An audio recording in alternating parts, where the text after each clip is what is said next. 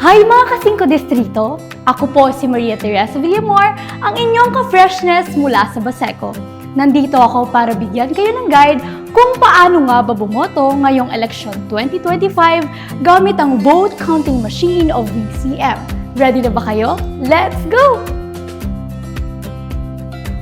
Step 1. Pagdating mo sa polling place, hanapin muna ang pangalan mo sa computerized voters list. Makikita mo doon ang precinct number at sequence number mo. Kapag nahanap mo na, lapit ka sa electoral board at sabihin ang pangalan mo, precinct number at sequence number. Tip ko sa inyo, mas okay kung nakaredy na ang listahan ng iboboto sa bawat posisyon. Kaya make sure may dalang kopya ng listahan ng straight your Miss Choice para pagdating sa poll precincts, ready to shade na! Next, pag nasa polling place na, kunin mo na ang balota, secrecy folder at marking pen mula sa electoral board. Tapos, punta ka sa voting area. Check mo muna ang balota. Dapat walang fold, stain o mark. Dapat malinis. Dito na tayo sa exciting part, ang pagboto. Gamit ang marking pen, i-shade na buo ang bilog sa tabi ng pangalan ng iboboto mong kandidato. Example, straight your Miss Choice tayo! For mayor, i-shade mo ang number 2, Dumagoso Isko Moreno. For vice mayor, i-shade ang number 1, Atienza Chi. For congressman, syempre si Daddy A, i-shade ang number 1, Bagatsing Amado. Tapos, pili ka ng 6 na konsehal. Tandaan ang ating Be I Love You.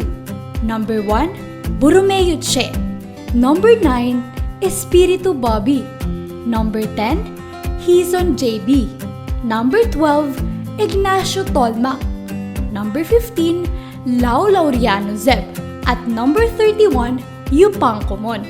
Reminder lang mga ka-freshness, hindi mababasa ng VCM ang boto mo kung hindi tama ang pag-shade. Dapat walang check, X, linya o half-half.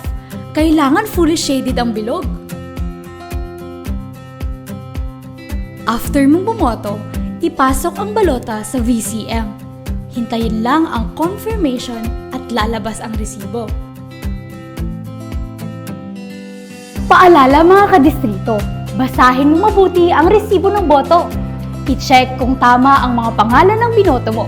Pagkatapos, ihulog mo ito sa voter's receptacle box.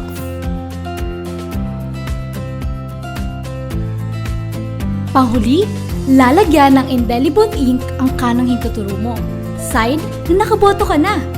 Tapos, labas ka na ng polling place at hayaan mong makaboto ang iba. Huwag tumambay mga bes! Ganun lang kasimple ang pagboto ngayong eleksyon. Gamit ang VCM, mabilis, maayos at siguradong mabibilang ang boto mo.